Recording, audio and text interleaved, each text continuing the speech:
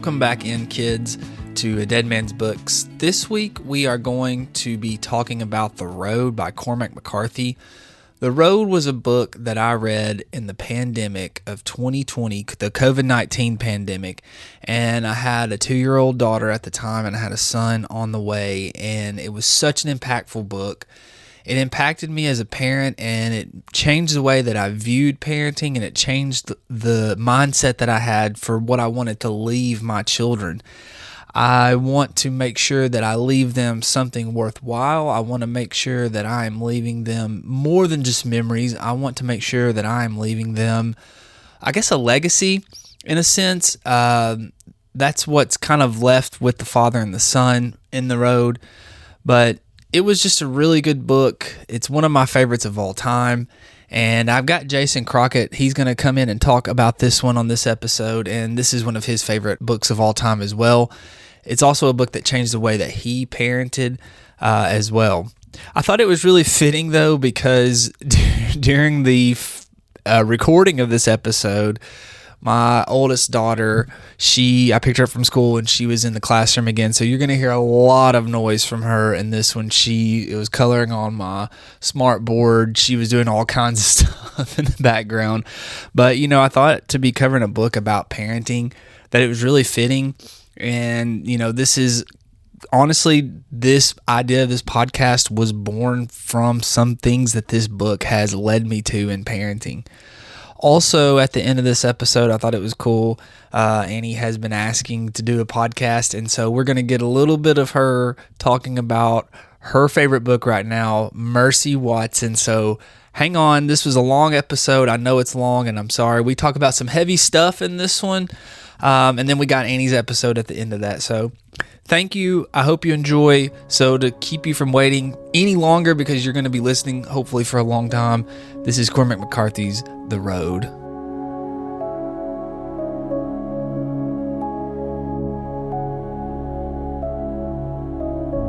Is this your favorite book? It's definitely on my Mount Rushmore of books, which you and I were going to talk about at some point in the future. I know that my favorite book I've mentioned before is Stephen King's The Stand, but Cormac McCarthy's book, The Road, is the first book of Cormac McCarthy's that I remember reading, and it impacted me early on in my time as a father, and it has stayed with me ever since then. So it's definitely among my Mount Rushmore books. Yeah. Well, do you care to give us a synopsis of The Road? Sure. The Road is Cormac McCarthy's work of a post-apocalyptic scenario, or an apocalyptic scenario because it's ongoing. The world is coming to an end. We don't really get any reasoning why, it just is. And the world is getting darker, colder, fires have laid ash everywhere, and the world is dying. Your main character is the man, and your other main character is the boy, a father and son duo, and the father has one imperative goal left, which is to get his son south to warmer territory. Whether that warmth actually exists, whether it will last, whether it's an end goal that's actually achievable is somewhat dubious, but it is the imperative of all life, of all parents, of all creatures to protect the young and get them to the next safety point. And that's what the father's going to spend the rest of the book trying to do. He has to navigate cannibals, dangerous weather, whatever, to get there. So we were talking earlier about, I feel like, I think all dystopias that I have read are governmental based, but this one is not.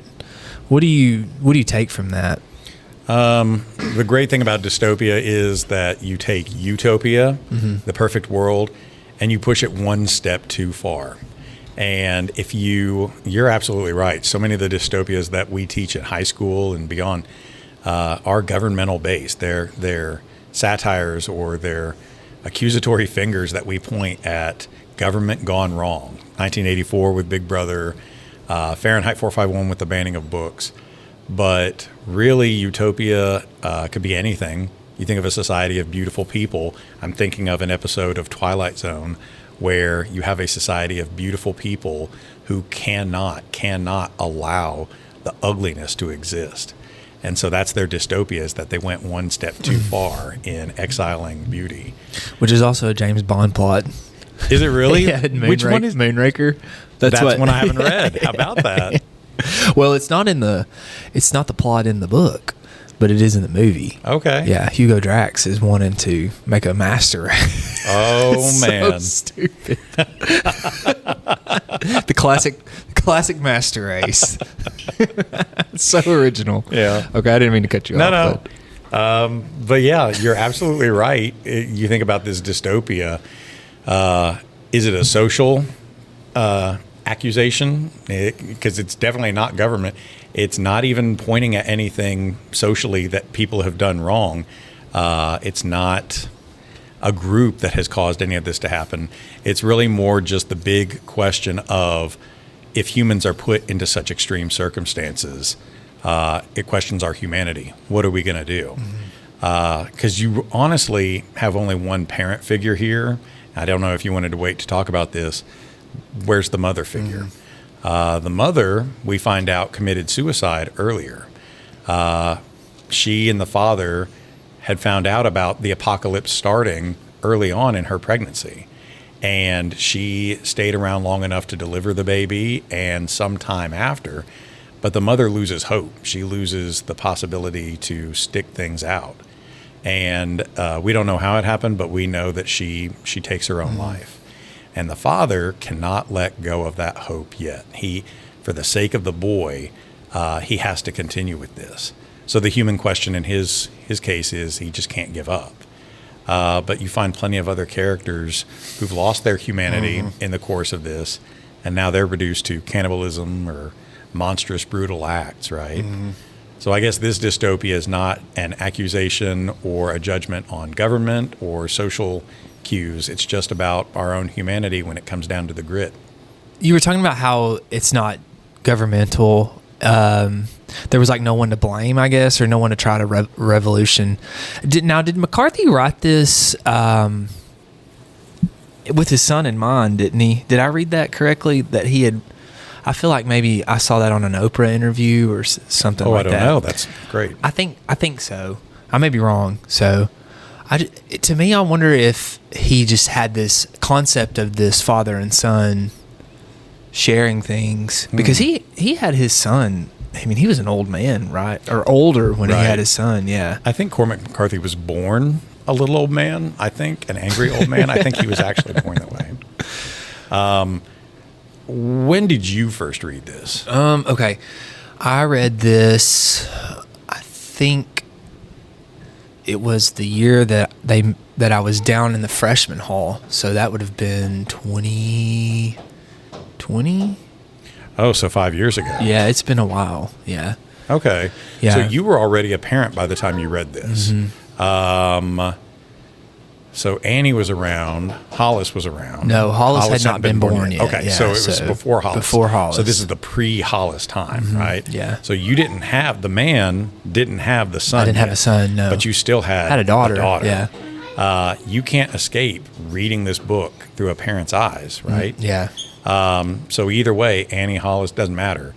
You're looking at it through what would I do to protect that kid? Yeah. I wonder how this would have hit you if you had read it in high school. Okay, so I use The Road for an example in class when we talk about theme, because, as you know, you and I could have different themes from the same book. They're unlimited. Kyle Goff and I read this, and Kyle read this right after me, which his daughter and Annie are the same age. I think they're 2 weeks apart. But Kyle is involved in local government and stuff like that, and he kind of viewed it as a commentary on government, and I can't remember exactly all that it was, but because my first thought was the parenting aspect of it, and I thought that was kind of interesting. Like, he said he saw that, but to him it was more of a commentary on the government. So I didn't know if that was like a, not that he's a great dad, but just like a mindset of because he was still active in his stuff. And I think that I started reading this really when we broke for the pandemic.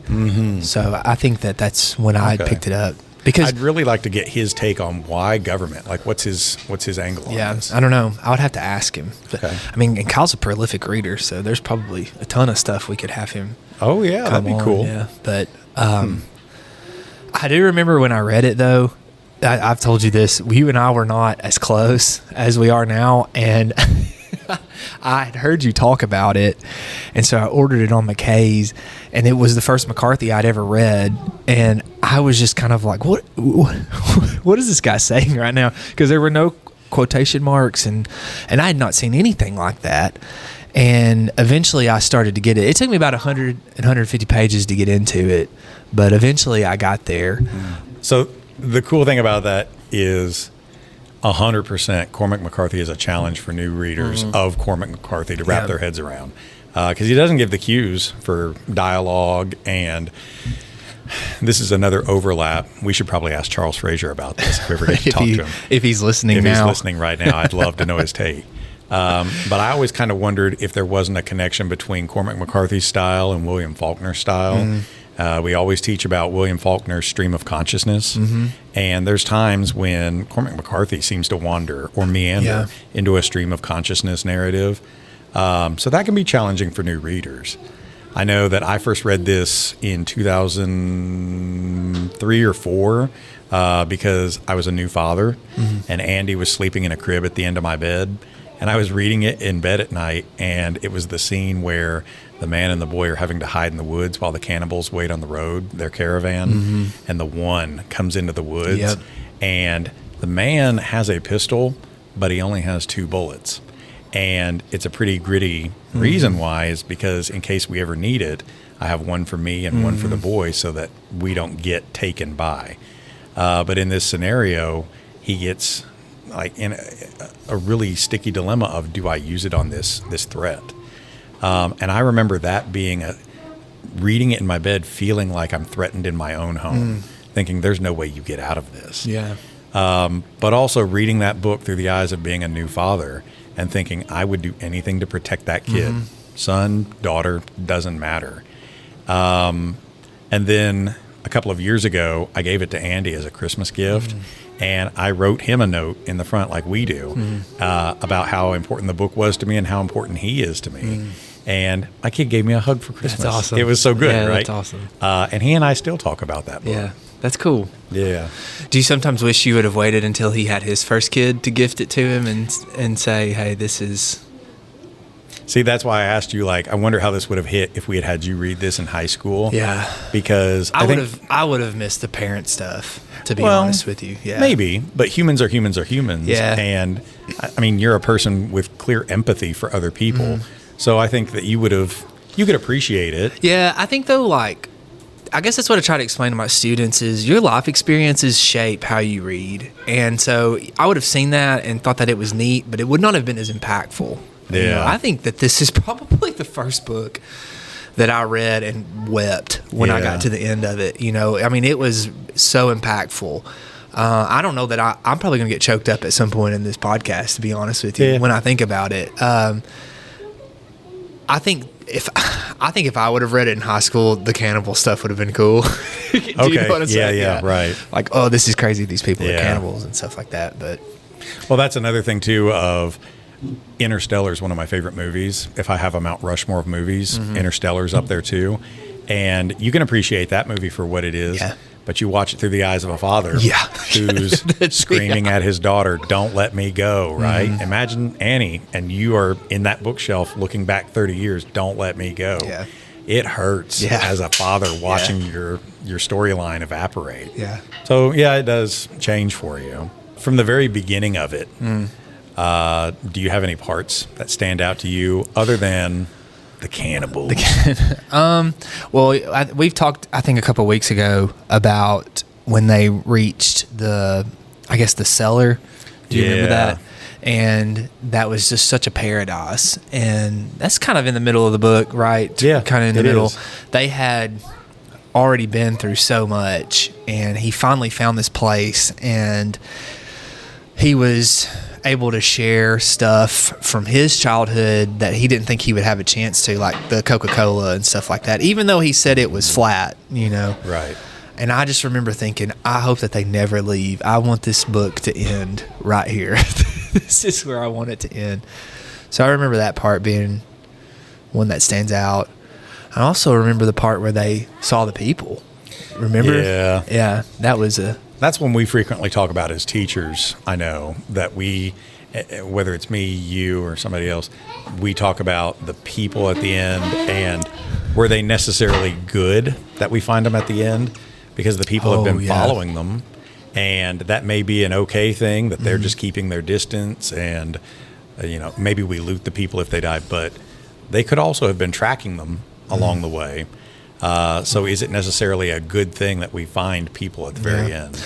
Well, do you remember the scene where were they in the floors that they opened the thing? Right, there were people on the floor. Yeah, okay, and he was trying to get his dad to Yeah. help get them out, and he was, no, this is not our place to do this. The boy is such a creature of naivete and sweet innocence, and that house that they find could have been a waypoint for him. Right. But when he does find the horrors waiting for them in the basement, the boy can't wrap his head around on why you just can't free these people. Well, I mean, someone had to be close by. Yeah, right? and they are. Yeah. Because when they get back upstairs, they find cannibals are coming in from the woods and they're approaching the house. And that was another scene where I thought, oh man, you don't get out of this alive. Like, how do you, and now your son's with you too. Yeah. And they had to leave the house and then hide in the hedgerow until after night. And they were there for a while. They were, yeah. And did the cannibals not come by while they were hiding? They approach the house, and then they're in the house. And from the hedgerow, the man and the boy don't dare leave yet, but you hear sounds from within the house of what the cannibals are doing. And I think that adds an extra layer to the painfulness and the grotesquerie. Yeah. Not only can you do nothing about it, but you have to sit there and listen. I don't know that I would ever know what Cormac McCarthy meant with any of his writing, but there's a touchstone of sometimes atrocities happen in the world around you, and Drew Haston, a person of infinite hope and goodness, wants to do something about it. Sometimes you just can't do anything about it, especially if it means costing you Annie. Like, you want to help people, but not at her expense, right? It kind of reminds me a little bit of the Crossing, which is another McCarthy, when Billy Parham goes to get his brother's remains.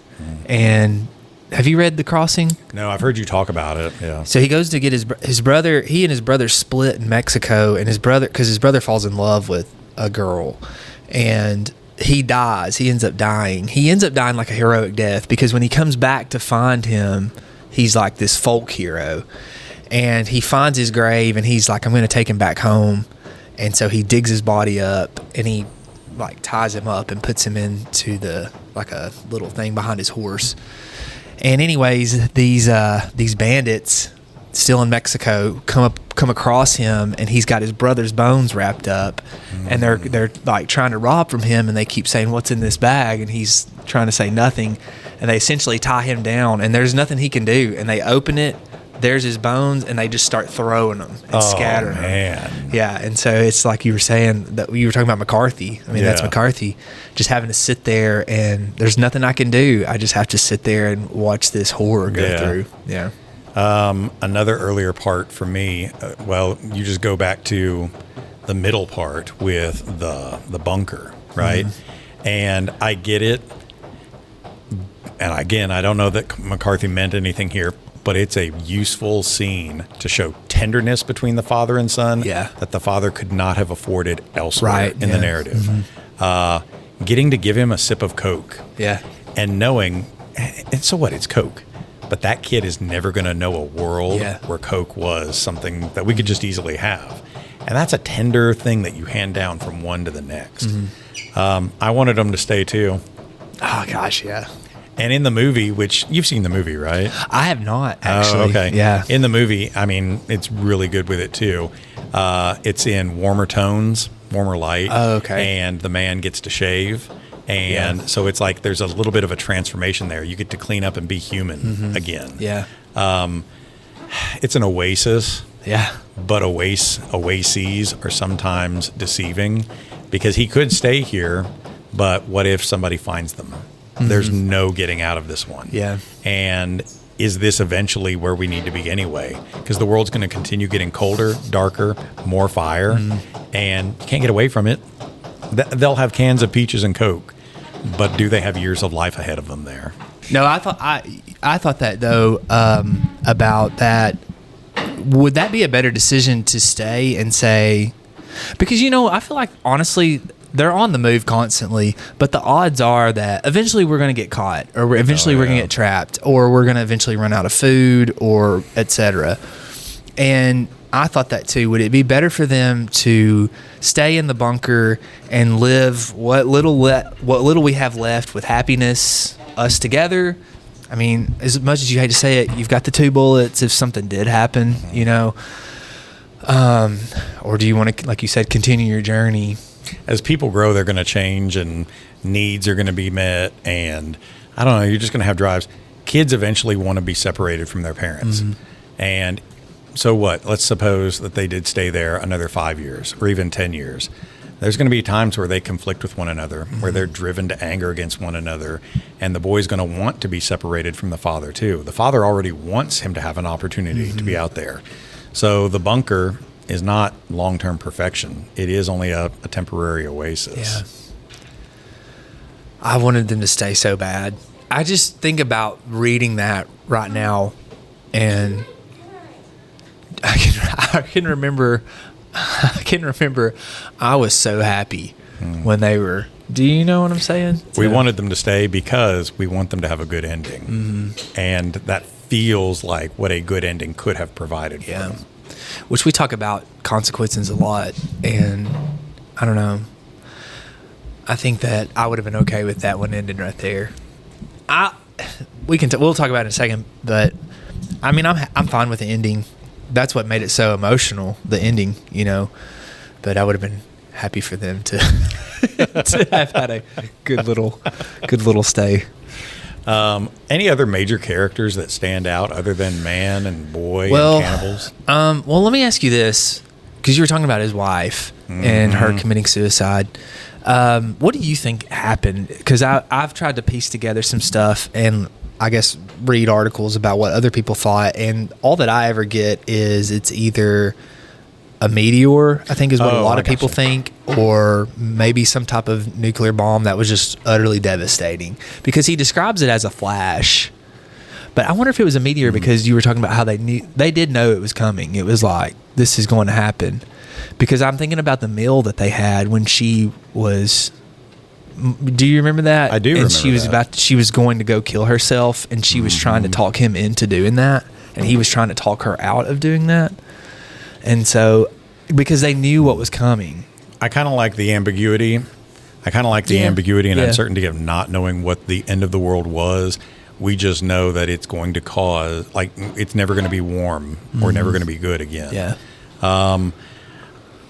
It may be, okay, so maybe this is the lasting nuclear winter. This is the repercussions of those fallouts. Or maybe it is an asteroid that caused a kind of winter that's never going to stop now, not for thousands of years or so. I don't know. For me, it's just the bigger impact of, well, what do we do in the face of almost no possible hope? No hope, yeah. Do you hold out hope? A question I had for it was, is it fair to characterize the mother that way? Because, and I don't know, we would have to flip back through more McCarthy. You would be better at referencing this off your head than I am. Does he ever depict women or does he usually depict women in an unfair light? And I don't know. Let me phrase this too. I've had suicide happen in my family. I know people who have committed suicide, and I'm not judging it. I'm saying I don't want anybody to have to make that choice, and it is a painful choice to the people who survive you and miss you very much. I know you're going through bad things, but it's not a great answer. So we don't want you to take that path. The mother chooses it in a way that Brutus and Cassius choose it, in a way that other literary characters have chosen it, when they just no longer have any hope.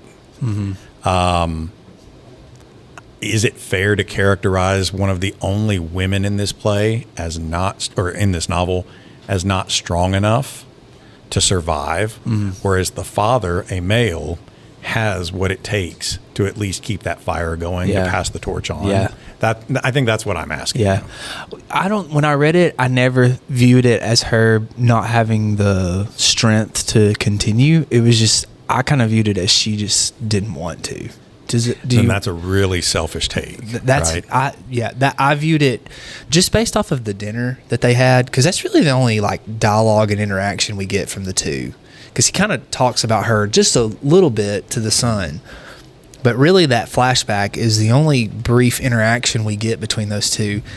And I guess that goes into your narrator, because this is from his viewpoint, and he obviously viewed that as very selfish of her. Yeah. And he talks about that in that scene of how he felt like, I think if I remember correctly, he kind of talks about how he felt he was being robbed as well. Yeah. And so for me, it did paint a picture of her being selfish, as in she just didn't, to her it was the way that I read it, it was more of a what's the point?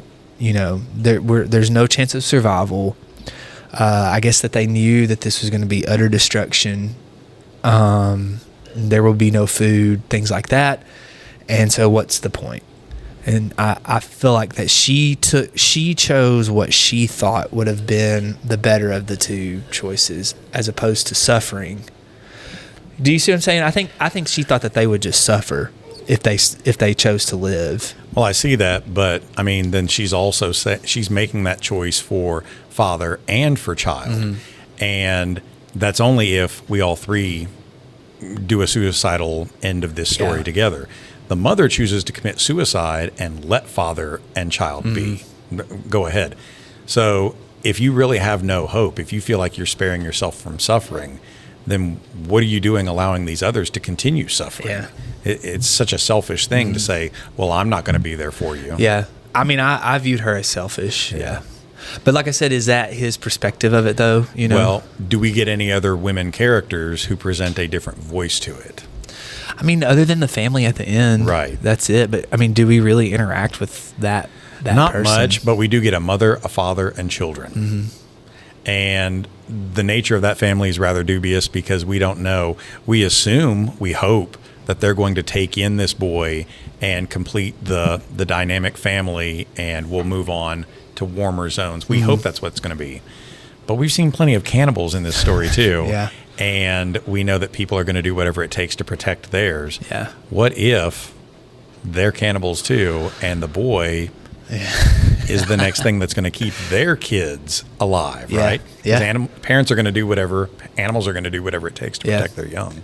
Well, I know I've told you about this theory I've had, but I think that they are cannibals. I think that they were tracking them.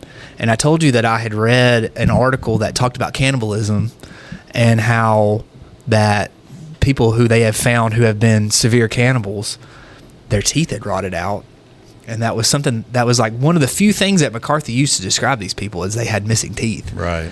And that's why I think that they were cannibals, because they were, why else would you just follow these? Do you know what I'm saying? Why would you follow these people? And then also you've got a trademark of, or a side effect, I guess, of cannibalism. I hate to say that, but I think that that's what happened. You're also the same guy who said, I wish they had just stayed in the bunker because I like that ending. I know. I think that I want to believe the best of the ending and that the father's sacrifice mattered. Yeah. The mother's self-sacrifice seems to be counter to that. And for me, it's McCarthy giving us how some people are going to treat this one way, some people are going to handle it another way. Yeah. And there's selfish and there's not selfish, right? And the father's a very selfless character. And hopefully by the end, the kid has found at least a temporary family and we have the possibility for hope. If he had ended it at the bunker, in Drew Hastings' mind, they would have had the possibility for hope. They've got food. Yeah. End. Well, I hope they get that. What I don't know if hope is how I would describe it. Just I'm trying to think of what if it were in my situation with my children. I guess I'm thinking there's not much chance of happiness out there, and I don't know what the life expectancy would be, but I can provide happiness or comfort, I guess. Maybe not complete happiness, but I can provide comfort. We're not sleeping in the cold. We're not necessarily running from cannibals. Do you know what I'm saying? We're not having to hide and listen. And so there's comfort for me, but more importantly, there's comfort for them. And if someone, someone may not ever stumble upon that, and we may be able to forage and have a home base. Somebody might stumble upon us, and that might be it. I guess that's what I'm thinking. I guess I would have stayed now that we're talking about it. Do you know it? I think that I probably would have stayed because I would have said this is a comfort. This is a place to hunker down. And I don't know. It makes me think of what you were talking about with Project Hail Mary, and knowing that Rocky was headed this way with his astrophage and you're headed this way, only to think, oh no, he's probably going to die now. You had said, I would just keep going.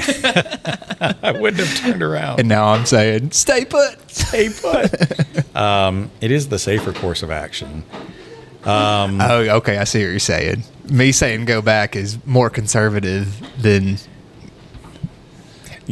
saying go back where? To get Rocky. Oh, to go back to get Rocky is far more of a risk. Or to go home, I meant. Right. Yeah. To go home is the safe bet because it gets you back to Annie. Yeah. Okay. It's the safe bet. And to stay in the bunker, I think I certainly would have stayed there longer, or I would have wanted to.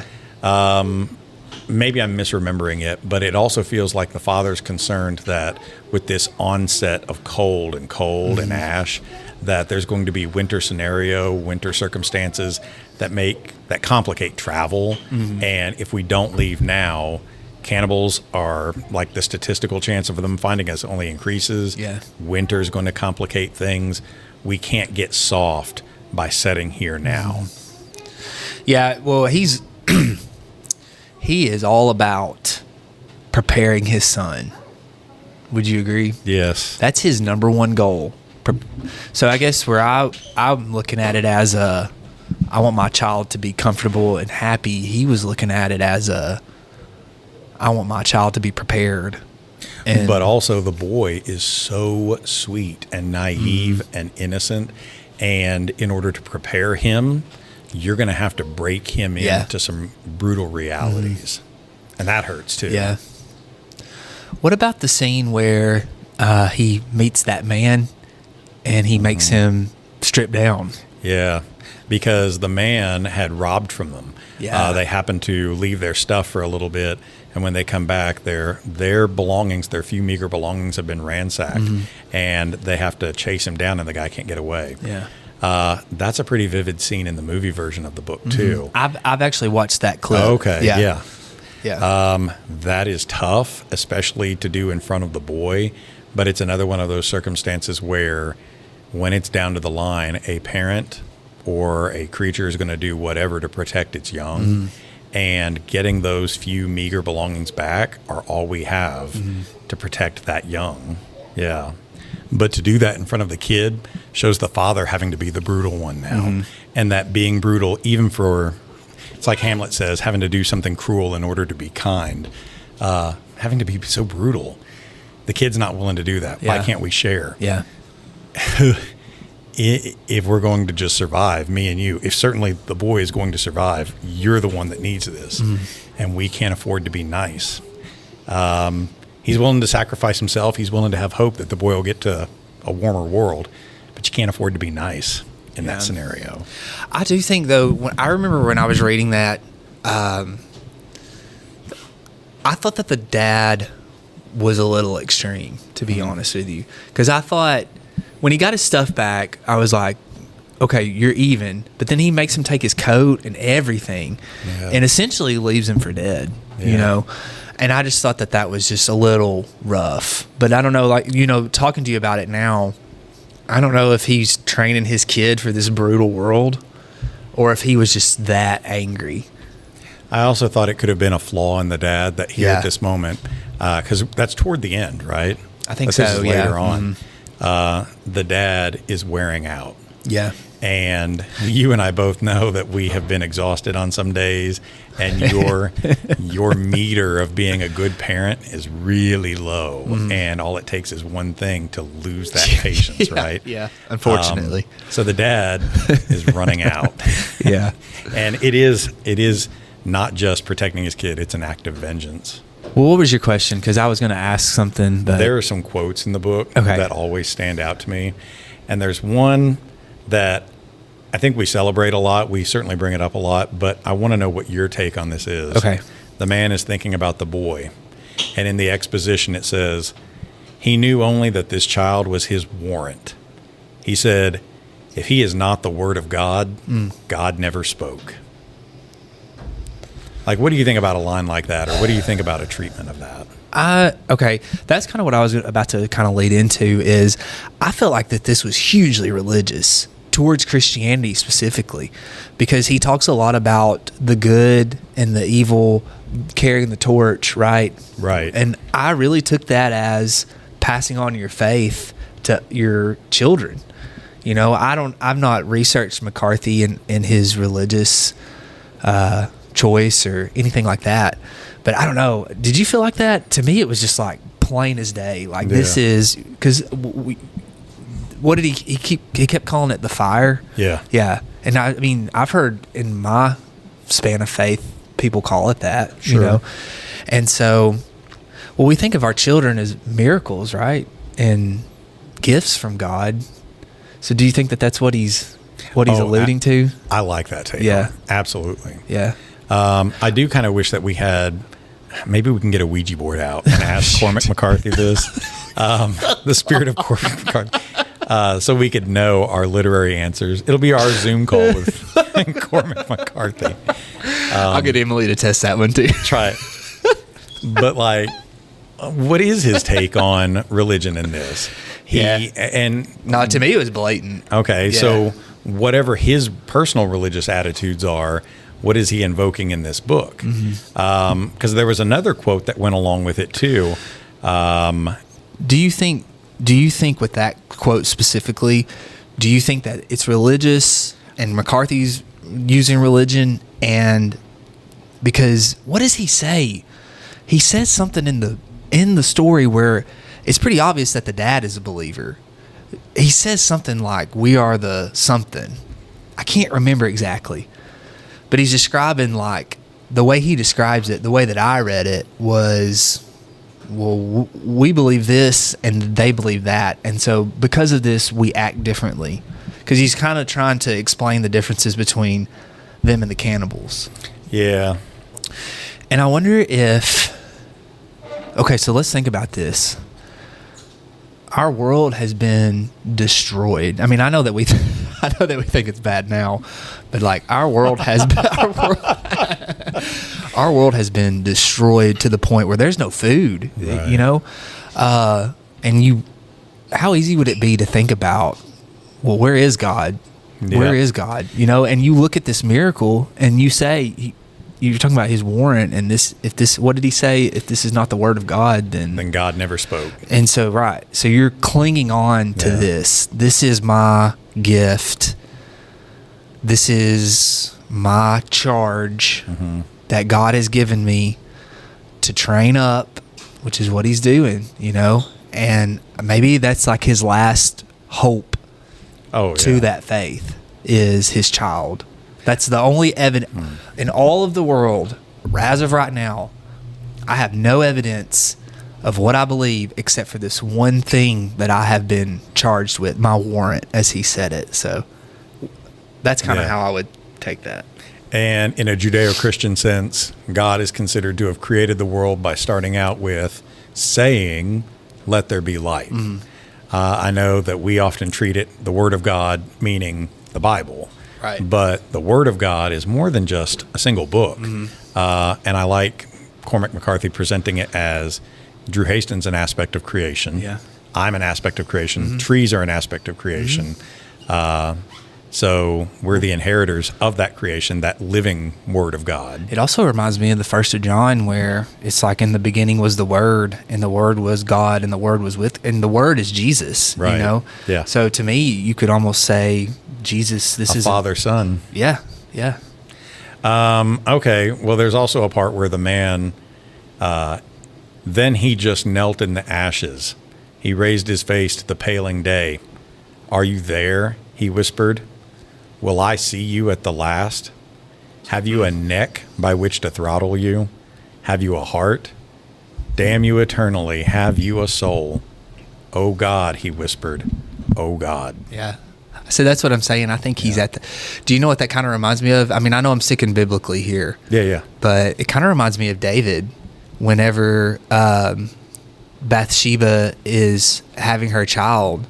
And basically God said, you know, you and I are good, but your consequence for this sin is I'm going to take this child. And he is before God and praying and praying and praying and praying. It kind of reminds me of that. Because when they come and tell him that the child's dead, he kind of knows it. And then he puts the ash on his face. Because that was the Jewish custom of mourning mourning or distraught. They would tear their sackcloth and they would put ash upon their head. Right, yeah. So that's kind of what that reminds me of. Yeah. And he's clearly talking to God. Don't you think? Clearly. Yeah. 100%. Yeah. Don't you also think it's pretty common that at some point, whether you believe in God the way that I do or not, that at some point, as a parent or as just a human being, you become so frustrated and so in despair about something that maybe you're not cursing God, but you're really just questioning, why do I have to have this? Because even Christ in the Garden of Gethsemane before and prayed, "Take this cup away from my lips," knowing we're not taking this cup away from your lips. You have to have this. So you have that moment of questioning, can you hear me? Yeah. Are you going to do anything about this? And it's not about saving him, it's about saving that kid. Yeah. Which again was what David was most concerned with, was saving this child that he knew he was going to lose, you know. But I know we're kind of getting off on a religious thing. I guess I'm okay with it, but sometimes you talk about different lenses, and this is a lens for reading the book. Yeah. Mary Beth's been reading the Daily Bible with our church, and she told me that she went back and read when Noah barters with God for Sodom and Gomorrah. You know, it started out, if there are 100 people, then you can save it. And Noah was like, I'm sorry, Abraham. My bad. Abraham was like, no. Like, what about 90? And he ends up bartering with God to 10 people. If there are 10 godly people in this town, then I won't destroy it. And then she read with Moses how Moses had talked to God about certain things and talked him out of things. And David is kind of doing the same thing. Like, he knows God's decision, but he's still trying to talk him into saving this child, you know. And so, I don't know. I don't know if that scene is similar to that, if he's trying to talk to God, but I think he's seeking God, you know, how can we get out of this situation? Where are you to get us out of here, you know? Yeah. There was another quote about God. The line is, "There is no God, and we are his prophets." Which is a line of irony to say that there is no God, but and yet we are his prophets. For me, it piggybacks on that idea that whether you look at this through a Judeo-Christian lens or not, the universe doesn't always owe you answers. True. The universe may be incapable of giving you answers. Sometimes bad things happen. Unworthy of giving you answers. Sometimes this just happens. In Julius Caesar, Cassius says, "The fault's not in our stars, but in ourselves." We sometimes cause things to happen. And the universe doesn't always, it's not God punishing you for whatever by taking your favorite uncle away. It's not, God punishing you, whatever. Sometimes bad things just happen. Sometimes they just happen, yeah. And we can question why, but the universe doesn't always give us answers. And maybe we have to learn how to be inheritors of that. Our novel doesn't give us clean-cut answers at the end either. So maybe in a weird authorial way, Cormac McCarthy is the God of this novel, and we can scream at him, and he's not going to give us any answers about it. Especially now. Especially now. In this authorial sense, Cormac McCarthy, God, is dead. And we're just going to have to be his prophets to make podcasts about it. And true, though. I mean, that's true. Yeah. The word. Yeah. But yeah, he doesn't give us any promise that there's going to be happiness at the end of this book either. Yeah. And God doesn't promise you happiness in this world. No. So it's a tough thing to have to inherit, and the man can only end his story by hoping that there's going to be, that this sacrifice was worth it. Yeah. That's the part that really, I guess, tore me up, was when the dad is dying and he's dead. And the son is like, I'm going to take everything you taught me, and I'm going to do what you told. You know what I'm saying? So he's telling him he's going to take all those things. And he was so concerned about his dad being like, almost like properly buried, right? Yeah. I don't know. That was just so... It was the passing of the torch. It was all that this dad had led up to had come to this point, you know? Yeah. And I mean, I know that this is obvious to both of us, but that's what I took from this book was, I'm going to do all I can to prepare my kids for this next step. Mm-hmm. And eventually they're going to leave the house. And like you said, I want them to, you know. I talked to Sierra yesterday. We were talking about them going to college, you know, and then we got to talking about my kids, and I told her I want her to go to college. I want them to go do things. I want mine to go and leave, and yeah, it would be cool if they stay close, but if they're happy, if they're achieving what their dream is, do you know what I'm saying? Yeah. Like, that's what if they're living a fulfilled life, then that's what I want. Right. And I think that that's what the dad wanted, was like, if you can live in this world, I guess a life of survival, a life of, I guess that would be a life of accomplishment, right? Surviving. At least getting to where you could survive. Yeah. I think, to me, we can do we try so hard to prepare our children, but at some point we have to trust that we did do our best. Did we get it all right? I mean, no. You know, I think the dad would say that too. I didn't do everything that I should have, or I would have done these things differently, like stay at the bunker. No, I'm just kidding.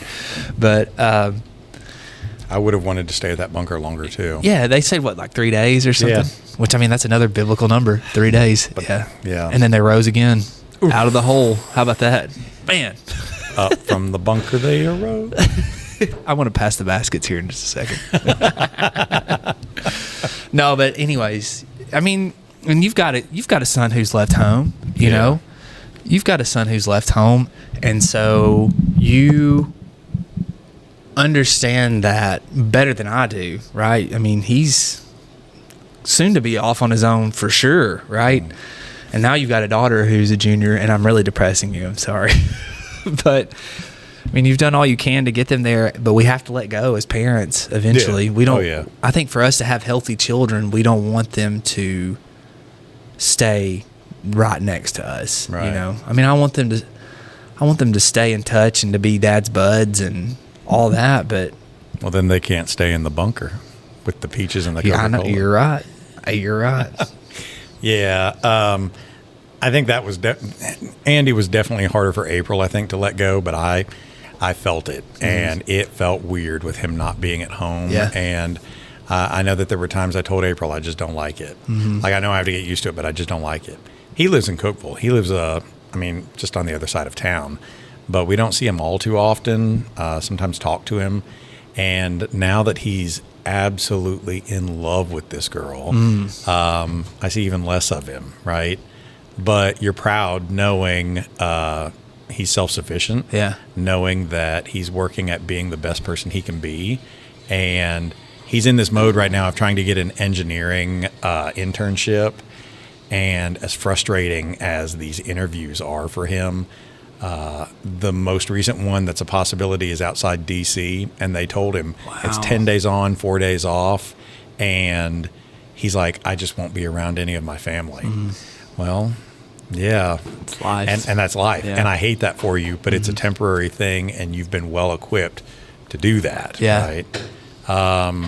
I know I'm going to wear it more personally when Jane goes, because I've been with her daily for 4 years. Yeah. Oh, yeah. And Yeah. it's not just been, she lives at home. Atticus, meh. Oh, God. I'm kidding. He's going to crack up. He's going to listen to this one day, too. Yeah. He's going to crack up to hear that. He's going to be shaking his head at me. No, Andy, he was my first, and he was the kid that I had when I was reading this book. So I've always thought about him through the lens of, wanting the man and the boy, wanting him to be prepared. What about you with your kids? Because they're really young right now, but you've got how many more years with Annie? What's she right now? Look at this. I can show you. She's in first grade. Right. We've got this thing that they do I don't know. And I do it to Mary Beth sometimes because she gets so upset. It's just one of those things where it's like, oh, hey, look at this. So I've got 562 weeks until she turns 18. Oh. And that circle is slowly. And then you look at Hollis is 682. And then there's Hazel. So, and I've got to update his photo because he doesn't look like that anymore. Right. But I don't know. I do think that this book clearly has stuck with me because it's like we were talking. It's been 5 years since I've read this book, and I can still remember these events vividly, as opposed to other books which we've talked about that I've read recently and remember parts of it clearly, but not all of it, But this has really stuck with me, and I do think that it changed the way that I parented. I think that it's subconsciously led to something like this, a continuing on of, I guess like a Hamlet, like we've talked about, kind of like here's some memories of this. I don't know. The more that we talk about this, the more I think this would be a great pairing with Hamlet in either an honors or an AP class. And it's a heavy, dark book to talk about. Even just having conversations like this, we're talking about having to let our kids go. We're talking about suicidal issues and stuff. Something that just hit my mind is, I don't know how you would answer this, but you have a relationship with your kids. I have one with mine. This is a book I handed down to my son. For my circumstances, it didn't work backward. I don't know that I talk to my dad all that often, which he lives next county over, and I just don't see him all that often. But one day, I'm going to have to bury him, and my mom, and that day is getting closer. That generation's getting closer and closer. One day, my kids are going to have to bury me, and I won't be around to be bothered by it, I guess, anything by it. But I don't know that I have that conversation. I don't know that I have that link to my father, who prepared me. I'm a self-sufficient person. He succeeded, but I feel like I'm so much closer to my own kids, and I kind of wish my dad would read this book. And then, I don't know, just see what his take on any of it is. I don't know if my dad listens to this. So if he does, I think my dad was the best dad. So I don't mean this in a way, but I don't remember really too many deep conversations my dad and I have had, And I guess that's okay. I've always been a little bit different than my family. I've been interested in different things than my family, and I've kind of always done things differently than them. And I think that I've been pretty independent. I mean, we live next door to them. You were talking about you live next county.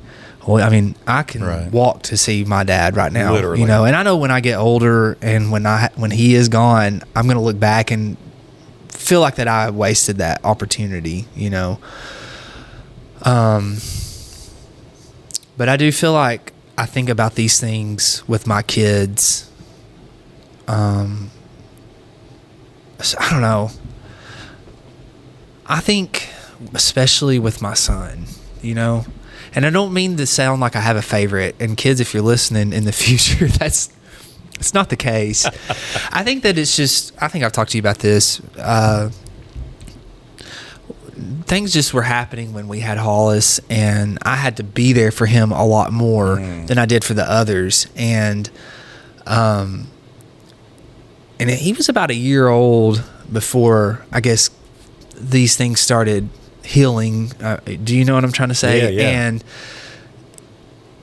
he and I at that point were already just bonded, so close. And then there was a time, which I'm sure you can relate to with boys, where they're so rowdy, you know, that 1 to 3 age, and nobody wanted to keep Hollis. It was always, well, we'll take Annie, but we won't, you know. And so Hollis would ride with me everywhere and be with me. And now I tell Maeve this all the time. I feel like he came out of my body. He's so, and I'm appreciative of that. So I think that we just have a different bond right now. Yeah. And I just think about the conversations to come in the days ahead, and I hope that I'll be able to have those. Oh, Do you know what I'm saying? So, I don't have a favorite child either. I do not have a favorite child. No favorite. No, we have no favorite children. I don't. My kids would say it's the cat. That's they would say it's the cat. There's this great episode of The Crown. Oh, yeah. I was thinking about that when we were talking about this. And where Prince Philip tells her that we definitely have favorite children. And the Queen is so incensed. She's, no, we don't. And he's like, of course. Mine's Anne. And so she has to spend the time figuring out. And we brought that up at dinner one night, and the kids were laughing, and April got offended and was like, I don't have a favorite child. And we were like, of course you do. It's Andy. And she was, well, do you? And they were like, of course, it's Jane. Well, what about Atticus? I don't know. Nobody likes him. It's true. We don't have a favorite child. But just like you had unique circumstances to more closely bond with Hollis early on, I've been with Jane, you know, by the end of her high school career for 4 years. Yeah. Daily. Yeah. Hours daily. I had her in class. So drives to and from. Driving to and from. You're sitting here after school. Literally waiting for her, tonight. right? Yeah. So it is a completely different experience that I didn't get to have with Andy. Yeah. Maybe you'll get to have with Atticus.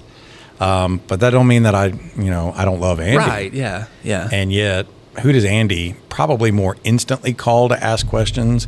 April. And not because he loves her more than he loves me.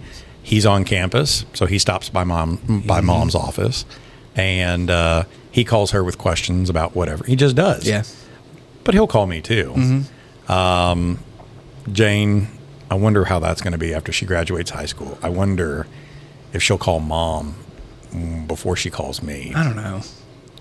Because then you also find this unique thing where the kids call each other. Oh, yeah. And they won't call the parents. Like, you're going to experience that. Hollis is going to be calling Annie to talk about things that he won't call you or Mary Beth about. Yeah. And then you find out, and it's weird to think, y'all have been talking about that. That's weird. Yeah. It's healthy, but... Yeah. Because you and Raji call each other and talk about things, right? Yeah. That you don't call and talk to your parents about. No. My brother and I, when we were growing up, my mom would have to work during the day. So in the summertime, she would always leave these yellow legal pad pages on the table with a list of chores for the day. Okay. And it was like she was writing us a letter while she had her coffee in the morning. And it would always start off with, "Good morning, boys. Today, I will need you to do the following." And it was a long list of back-breaking labor. And James and I got to where we dreaded seeing that yellow sheet of paper. I had a bad day the other day. I was not feeling great as a parent. I had yelled and lost my temper and went to bed feeling like a bad dad. And I texted my brother about it and just vented about this and that. And James wrote me back, "Well, maybe you should have tried leaving her a yellow legal pad with things." And I thought, great. Thanks for the sympathy. Thank you. No, I don't know. I just think that, I don't know. I try not to think about my kids leaving just yet. Oh, yeah. Yeah. And, well, you also have miles before that happens. Well, I've told Mary Beth, we've gotten so close with Sierra and Lily, we're kind of getting a bit of a taste of it right now, you know, and this will be your practice run. I know, that's what I've been telling her, and I said, I'm already kind of like, so for, I guess, my own flesh and blood to come through, that's going to be tough, but... I always, the kids that I was close to would tell them, like on their last day of school, that's the last time you're going to step out of room 105. And so it's like that last step out of the room. It was like a big step for me, whether it was for them or not. Yeah. But certainly you'll be here probably while Annie grows up, right? Yeah. Yeah. I hope I'm here. Like, they're going to be growing up. They'll be in the hallways. Maybe even have you as their teacher. I don't know. I don't want them to have me as a teacher. You don't think so? I need them to get a proper education. Listen. It was a unique experience getting to have the kid in the room, and anybody who would ever even suggest that you're not, impartial, that you favor the kid, they're wrong. Yeah. You are so much harder on your own kid in the classroom than you are on anybody. Yeah. Yeah. And maybe that's not fair to your kid, but they're still going to get a great education from their dad in the room. But they would also get a great perspective having somebody else in the room too, right? Mm-hmm. But they'll get that at each grade level too. That's true. It is a unique thing getting to have your kid here with you during the day. It's good. I'll give him a spanking. I'm just kidding. Yeah. There's one other quote I wanted to talk about real quick. You had brought up dystopia and Kyle's take on it as a social commentary at the beginning. Mm. One of the quotes is where he says, "On this road, there are no God-spoke men. They are gone, and I am left, and they have taken with them the world."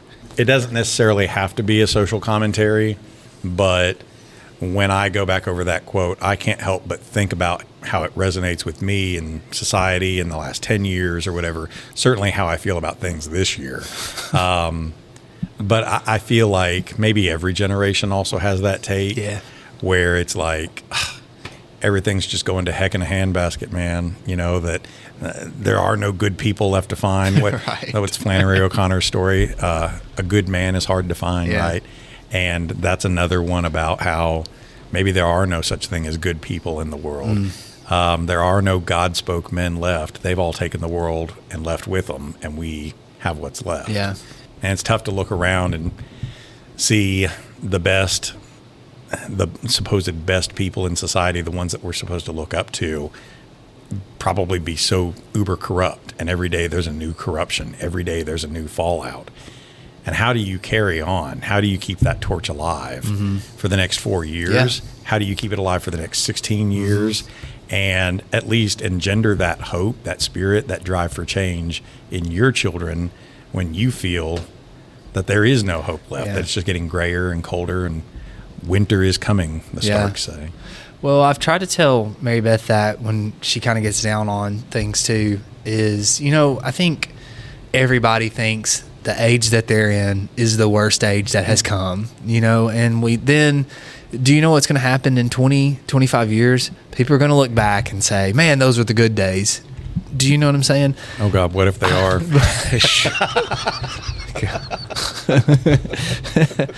Oh, no. We've hit the time safari, time machine, and a sound of thunder. There it is. Someone stepped on the butterfly. No, I think I agree with what you're saying. It's easy for us to sit here and say that there's no good left, but there is good left. There is good left, Just like McCarthy's novel. But his novel is such a gritty take on it, too, that it doesn't promise you a happy ending. Mm-hmm. And even for there to be the possibility of that hope and that torch, it requires self-sacrifice of one generation for the next. Yeah. And which I'm totally willing to do. But it is a story about hope amid dystopia. Mm. It reminds me of another book that I harp about a lot. I can't stop talking about this book. I read it during the pandemic, and I just think about it so often. It's written by Ben Winters, and it's called The Last Policeman. Oh, yeah, I remember you talking about that, yeah. And it's a book that I feel like is a kind of story that has shown up with me throughout the years, where there's an asteroid headed to Earth. And so you've got this impending apocalyptic scenario. It's a planet killer.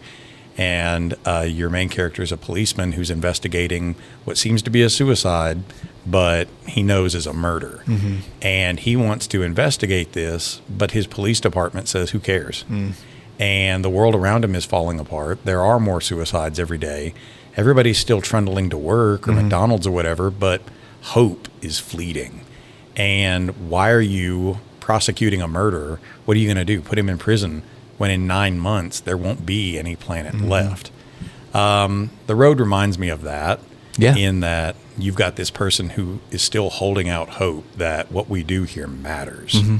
Even if the planet only has 9 months left. It wigged Atticus out the other day when he heard me talking about this asteroid called Apophis. Have you heard of this? Is it the one that's like getting close to Earth? Or Yeah. In 2029, on Friday the 13th. Oh, no. April 2029. It's going to do a flyby. It'll be between us and the moon. So that's close. That's close. Yeah. It'll be closer than satellites that orbit Earth. Oh, wow. Yeah. Wow, I didn't know it was going to be that close. Yeah. Oh, good. Apophis is an Egyptian god of the dead. Oh, perfect. Who named that? Right. Who named that? Why didn't you name it something else? Mega Million Dollar God. Why did they name it that? What are you doing? Gosh. Here's the asteroid Lollipop 17. There's some guy somewhere laughing about that. This asteroid's coming close to Earth, and I named it after the god of the dead.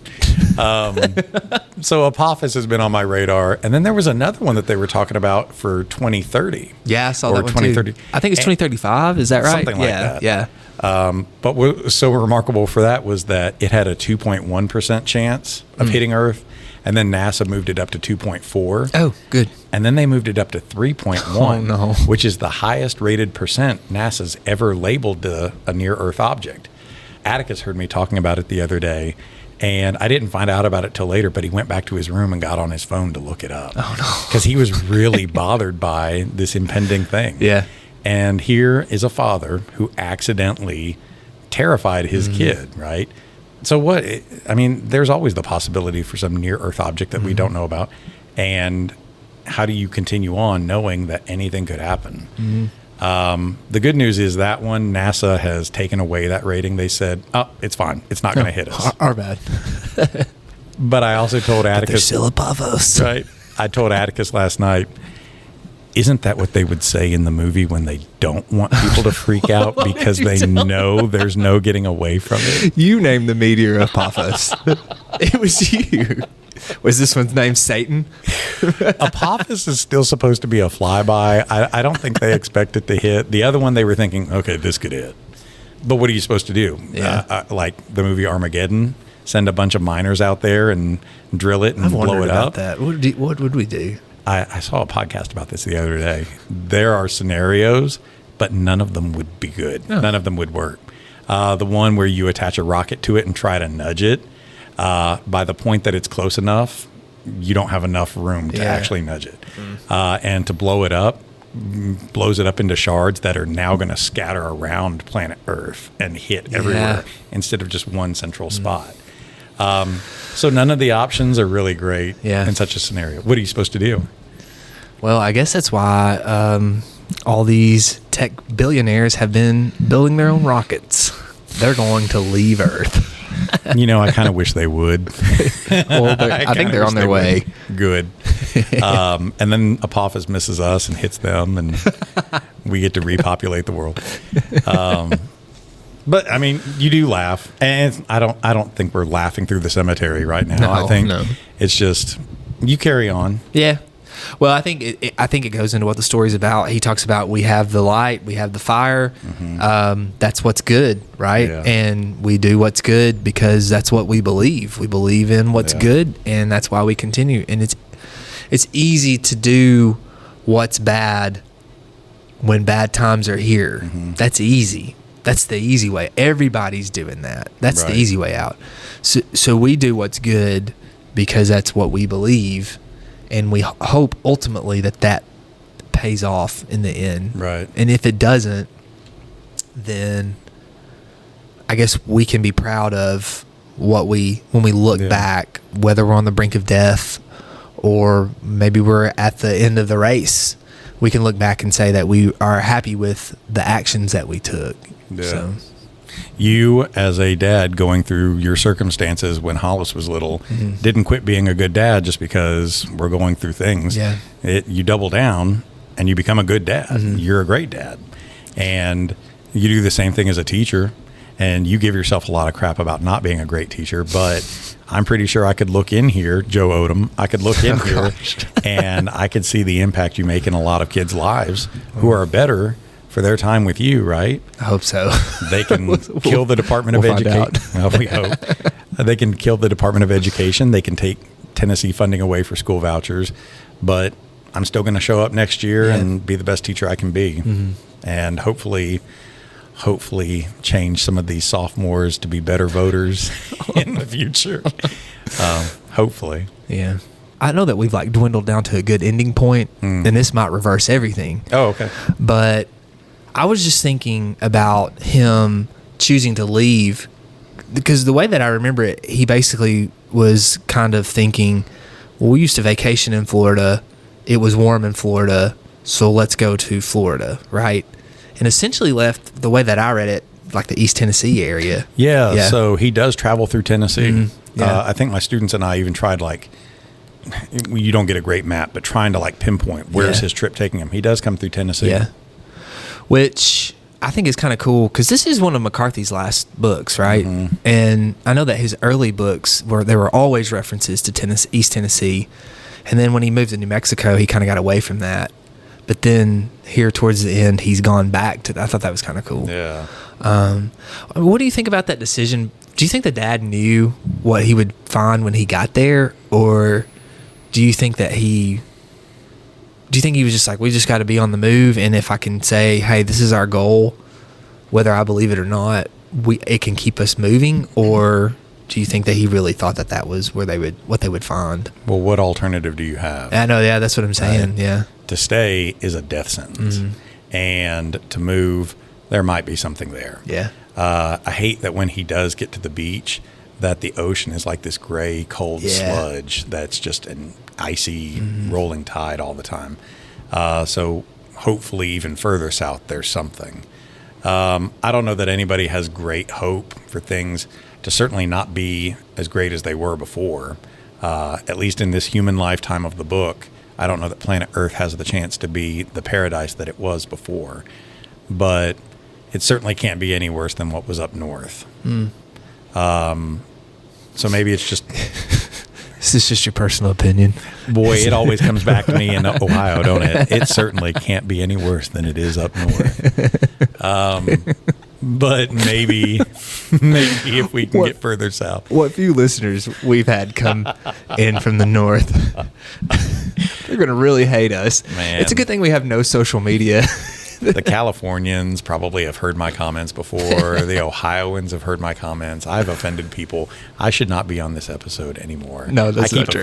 I keep offending everybody. It's okay. But yeah, I mean, what other hope does he have but to keep going south? I think you would probably, if you were in the man's position, have not had different thoughts, because you guys are so enamored with St. Augustine, the thinking of, well, we could at least try to get there. Yeah. I think you and Mary Beth have even said that you had thought, wouldn't it be ideal to move there? So to get your son or daughter somewhere warmer, you would have thought St. Augustine. Yeah, I mean, I can see the logic behind it. I just wonder if the thought crossed his mind of, this whole place is like this, it was all the same. Yeah. This whole place is destroyed.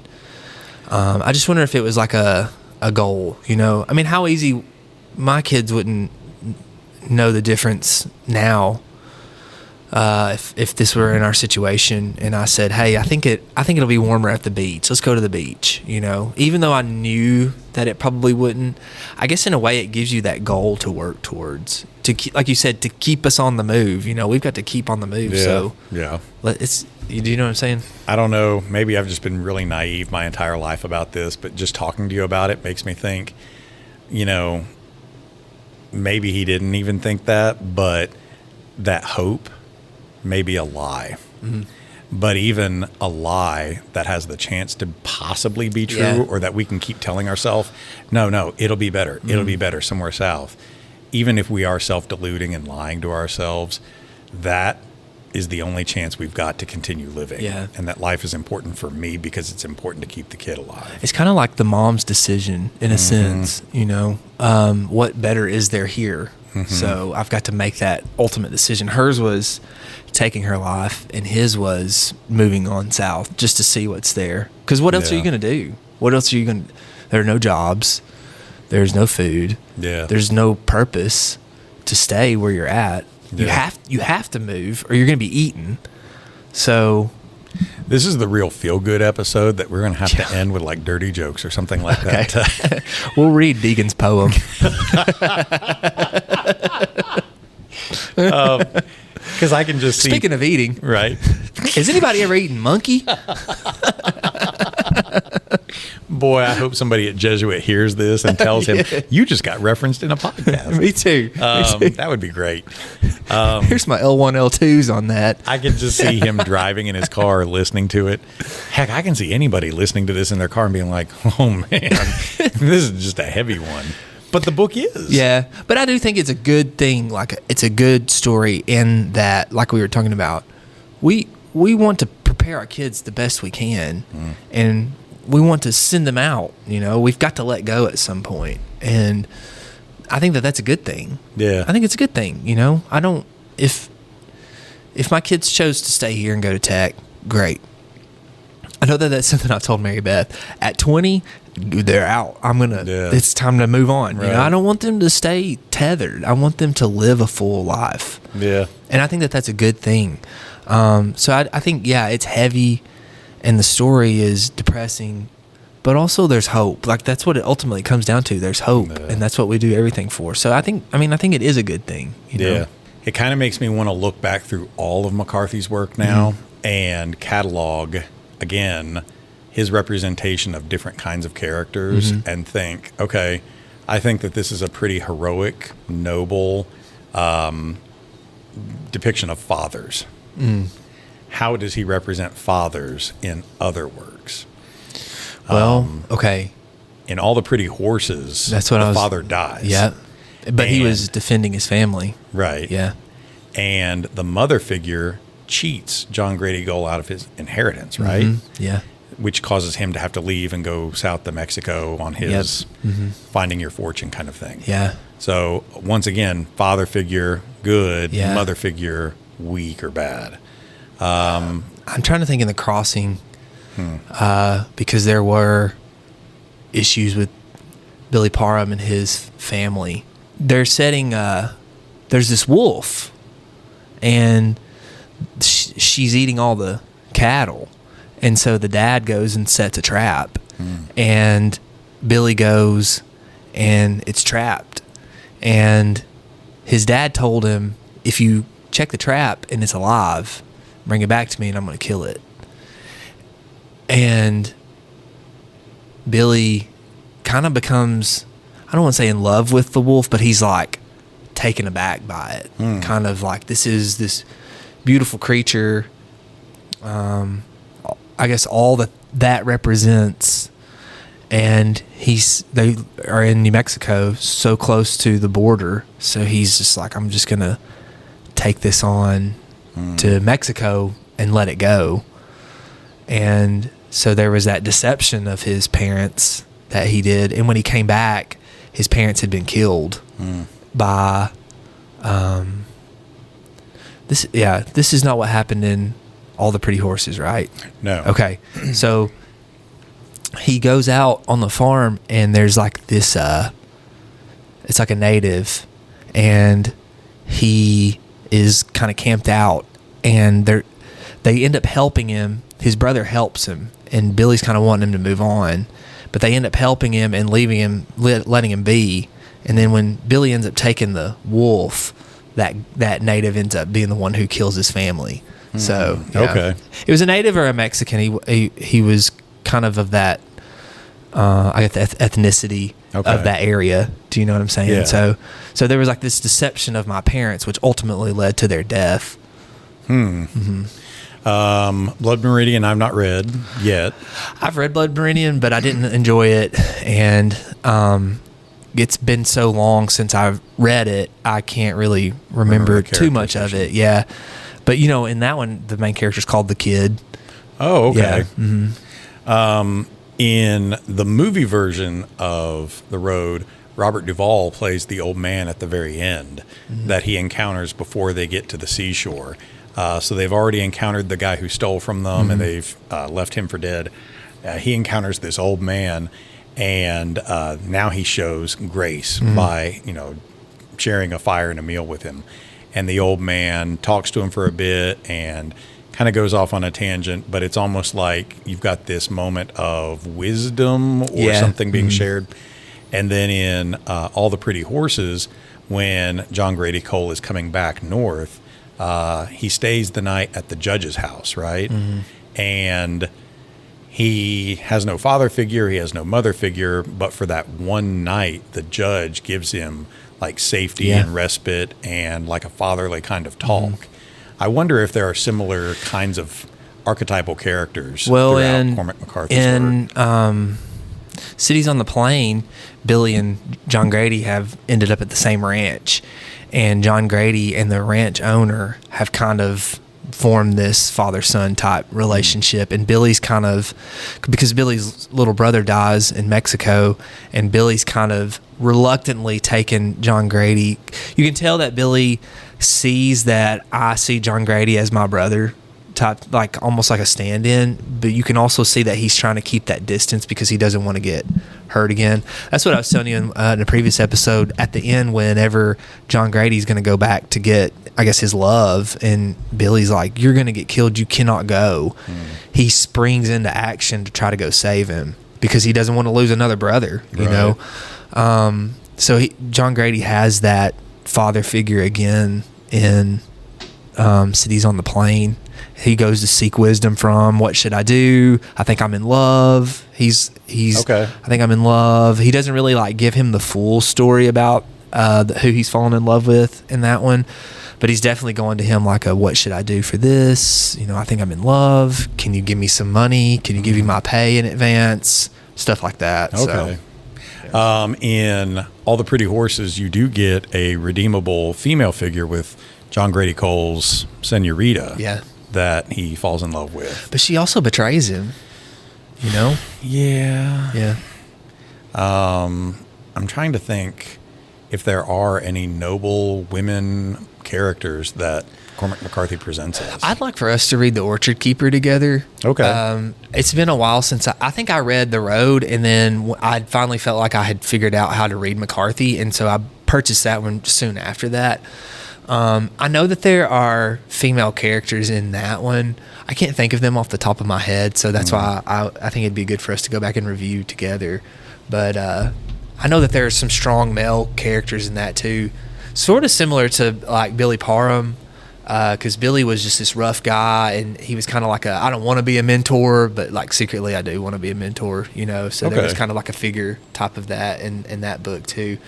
But I think part of it for me is that I really do feel like representation matters. And if you're looking at works of one of your favorite writers, and he gives a voice for some but denies a voice to others, or only presents characters from one light, whether the representation matters to you or not, it's hard for me to defend one of my favorite writers if I don't have better examples to point to, which we talked about this with Sherman Alexie. Can you separate the writer from their biases? And I don't know what Cormac McCarthy's attitudes were about anything. Yeah, I don't know. I think that goes into that question that we talked about. If we get the chance to talk to Charles Frazier, that I would like to ask him is, in all of his novels, there's that unobtainable or distant love. In Cold Mountain, he's trying to get back to Ada. He gets there, but does he really obtain that? I would say no. In 13 Moons, he falls in love with a character, and they have this fling sort of thing, but she's married to someone else, and then they end up leaving. And he thought that she was the guy's daughter the whole time, and she never told him otherwise until later on towards the story. And so but they end up coming back together as old people, and there's just that moment of what could have been. They talk about what could have been. In the Nightwoods, he has a character who's come back home, and you've kind of got like the female character in that. She's the protagonist. She's like the caretaker of this estate, and the dad dies, or grandpa, and speaking of St. Augustine, the son comes back from St. Augustine to North Carolina, and he falls in love with this girl, but she's kind of like a keep my distance from people type of person because she got sexually assaulted. So it's like that unobtainable type thing. Verena, she's separated from Jefferson Davis, and she's actually in love with his chief of staff, and they're traveling together, but it's antebellum South, so we can't really do this thing that we want to do. We're on the run together. He sent you with me, he didn't come with me, you came with me. But and everybody sees it, but we can't go that extra step. Do you know what I'm saying? And then in the Trackers, it's the same thing. He goes to stay with this guy. He falls in love with his wife, and she ends up leaving. And he's kind of like, she does this every now and then, so I need you to go find him. And he's like tracking her, but as he's tracking her, he's falling more in love with her, and it's just unobtainable, So I don't know. I went on a tangent there, but it's just interesting how these like commonalities come up. Like we were talking about McCarthy.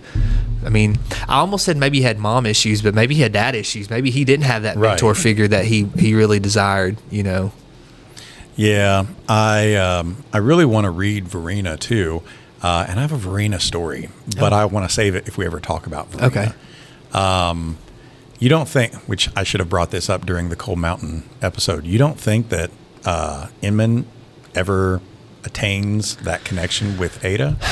Because they do. Yeah, I know that they meet with each other, but it wasn't that everlasting that he was hoping for. Yeah. I mean, he went AWOL to go back and find her. Right. And went on this long journey, went through hell to find her for what, a couple days? A week or two? Not a long time at all. Oh, I thought it was like a night or a day. Yeah, that's what I'm saying. It was like an extremely short time when you compare it to the journey that he took to her. Yeah. So did he obtain it? To me, that's a no. You know? But maybe, like with the road, your writer doesn't promise you any eternal happiness.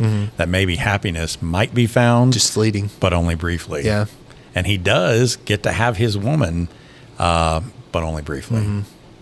And the father in the road, the man, does get his kid to a warmer zone, but I don't know that it stays warmer. I don't know that the people he finds there are not going to chow down. About made a really bad joke. Oh, no. I was going to say it got warmer for him because he was over that Spitfire. I'll edit that out. Or will I? Do you know who plays the characters in the movie? I know Viggo Mortensen is in it. And I think he's perfect. Yeah, I think he's awesome. Guy Pearce plays the man who is in the family that finds the boy at the end. Robert Duvall plays the old man. Is Jeffrey Wright the guy that he makes strip down? I can't remember. I may be completely wrong there. What else has Jeffrey Wright been in? He's in the Daniel Craig Bonds. He's Felix Leiter. He's in Manchurian Candidate. He's I'm gonna Google with him. Denzel Washington. He's the guy that's like lost it, but he's at the same time he's figured out what's going on. He's in the Hunger Games in the second one. This guy. Yeah. No, I don't think he's the guy. Okay. For some reason, I thought that was him. I'm just gonna IMDb the road. Michael Kenneth Williams. That's okay. Okay, that's my bad. This guy. That was another thing about the movie. The trailer for it starts off gritty and dark, but at some point you get this rising sweep of strings and hopeful music and everything's up. And I don't know that we're supposed to feel that way. Yeah. But the movie, I think, lures you into, we got to carry the fire. There's hope. This will have a good ending and everything. And I don't know that we're supposed to feel that way. It is a complex, nuanced ending. Yeah. But I don't know that we're supposed to feel this triumphant, kind of end of it. The movie, the trailer lies to you about that. Well, that's when they used to do that. Yeah. Now they just tell you the whole movie. Don't. Okay. What do you rate the book? I mean, I think this is obvious, but what do you rate this book? 5. I got a it. 5 or 4. Yeah, I've got it at 5 stars too. Yeah. It was my favorite book for the longest until I read some of Ely's stuff, and it's like I said, clearly it's impacted me because it's changed the way I parent. It's changed the way that I view life. It's changed, I guess, almost like a legacy. It's changed that mindset of I want to leave more of a legacy with my kids as opposed to just random little memories.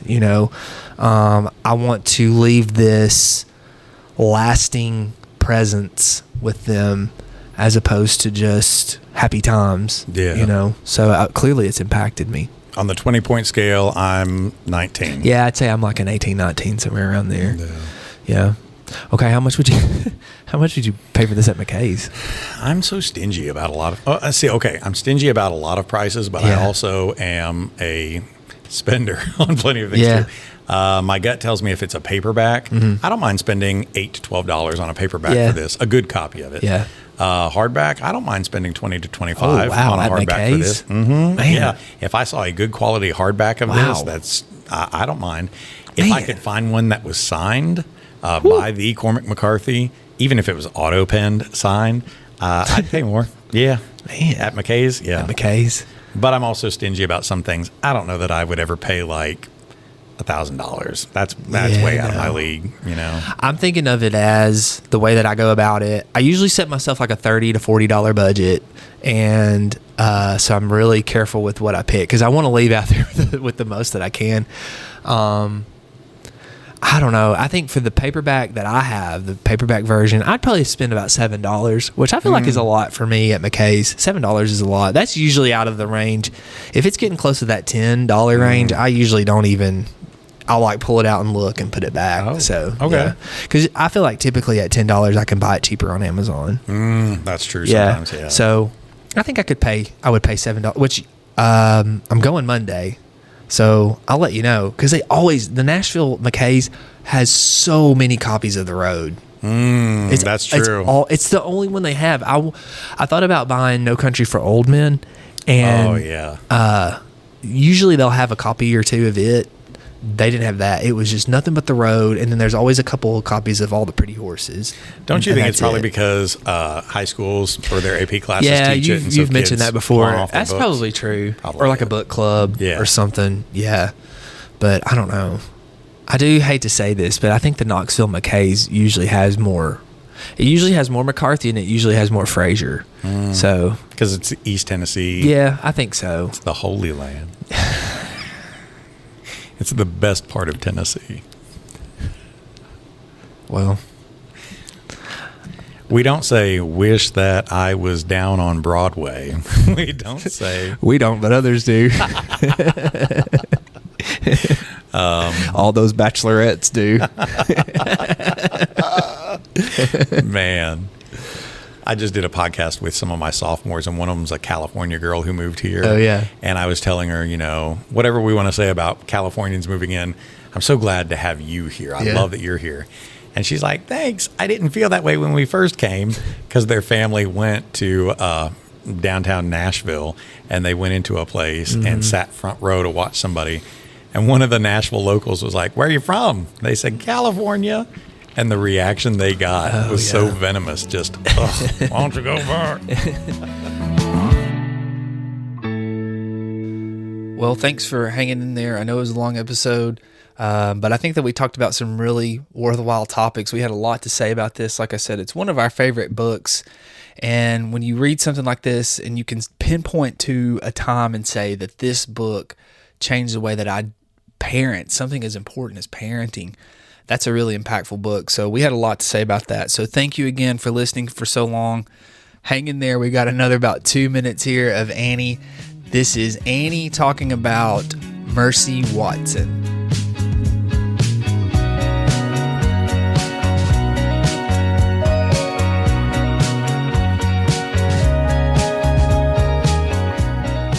What do you like about Mercy Watson?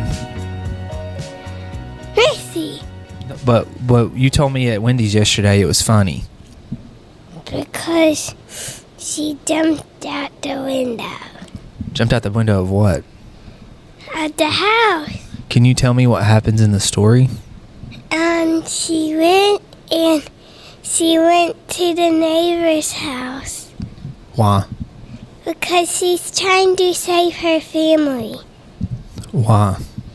Because the family has an earthquake. Why do they have an earthquake? I don't know. So what was so funny about the whole thing? Because everyone was chasing people. Why were they chasing them? Because the neighbors were mad that Mercy was at the house. Why were they mad about that? Because in Eugenia's opinion, pigs live in a barn and not belong in a house. That's good. Why did you want to read the next one? Because I wanted to see what she does again. And how far have you gotten? Probably 10 pages. And you've been reading this on your own, right?